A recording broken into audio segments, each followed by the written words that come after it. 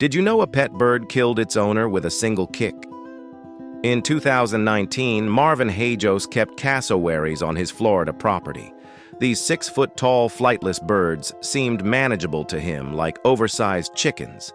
But cassowaries are living dinosaurs with razor-sharp claws. While feeding his bird, Marvin accidentally fell near the animal. This triggered the cassowary's territorial instincts instantly. The bird's dagger-like middle toe struck with devastating force.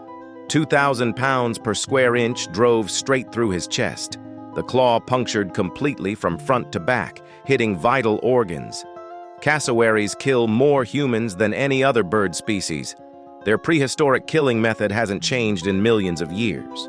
One kick was all it took. Some animals should never be pets.